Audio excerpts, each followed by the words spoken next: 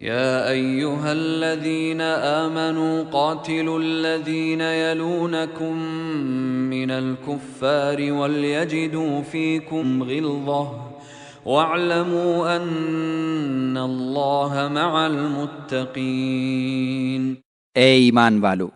تمہارے آس پاس جو کفار ہیں ان سے جنگ کرو، اور تمہیں ان کے ساتھ برتاؤ میں سختی کرنی چاہیے، اور جان لو کہ بے شک اللہ تقوی والوں کے ساتھ ہے۔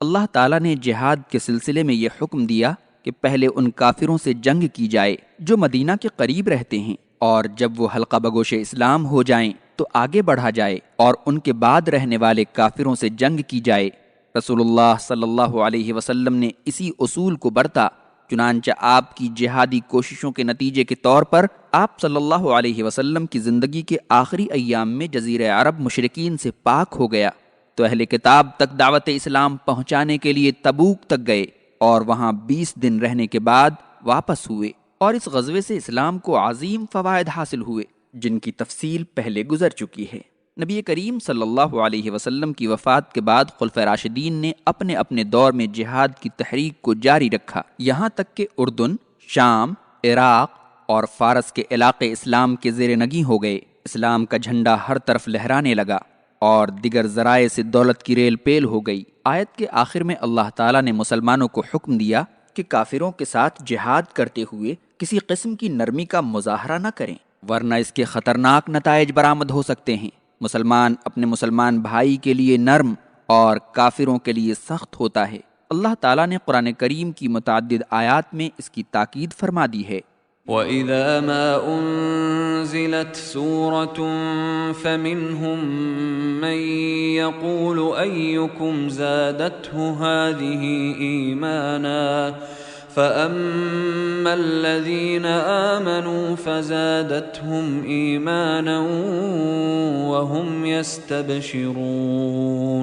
اور جب کوئی صورت نازل کی جاتی ہے تو منافقین میں سے بعض بطور استہزاء پوچھتے ہیں کہ اس صورت نے تم میں سے کس کا ایمان بڑھا دیا ہے؟ پس جو اہل ایمان ہیں ان کے ایمان میں اضافہ کر دیا ہے اور وہ اس سے خوش ہو رہے ہیں۔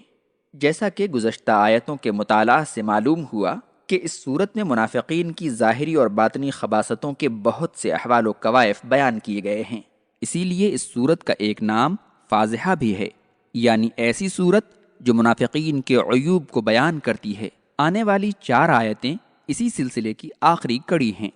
قرآن کریم کی جب کوئی نئی صورت منافقین کے غائبانے میں نازل ہوتی اور انہیں خبر ہوتی تو آپس میں بیٹھ کر مذاق اڑاتے اور کہتے کہ بھئی اس صورت کے نزول کے بعد تم میں سے کس کے ایمان میں اضافہ ہوا ہے؟ شوکانی لکھتے ہیں کہ آیت کا ایک معنی یہ بھی ہو سکتا ہے کہ منافقین یہ بات بعض مسلمانوں سے ہی کہا کرتے تھے کہ یہ جو نئی صورت نازل ہوئی ہے تو کون سا تمہارے ایمان میں اضافہ ہو گیا ہے، اور ان کا مقصد انہیں اسلام سے برگشتہ کرنا ہوتا تھا، یعنی یہ کوئی ایسا دین نہیں ہے جس کی خاطر آدمی دن کا چین اور رات کا سکون کھوئے اور اپنی جان جوکھم میں ڈالے۔ اللہ تعالیٰ نے ان کے اس استہزاء اور استخفاف کا یہ جواب دیا کہ ہاں،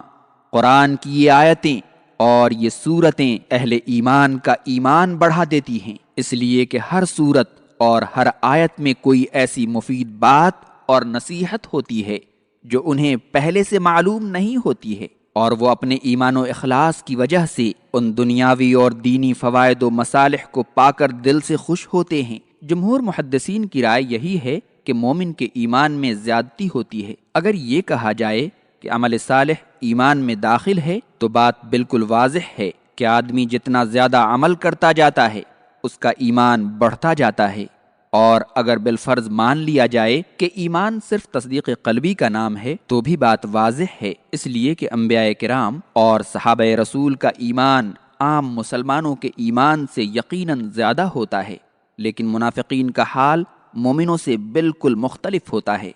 جب جب قرآن کی کوئی صورت نازل ہوتی ہے ان کا نفاق بڑھتا جاتا ہے، اس سے بڑھ کر ان کی بدبختی اور کیا ہو سکتی ہے کہ جو چیز اہل ایمان کے دلوں کو زندگی دیتی ہے وہی ان کے دلوں کو اور مردہ بنا دیتی ہے، اور بالآخر ان کی موت کفر پر ہوتی ہے۔ وَأَمَّا الَّذِينَ فِي قُلُوبِهِم مَّرَضٌ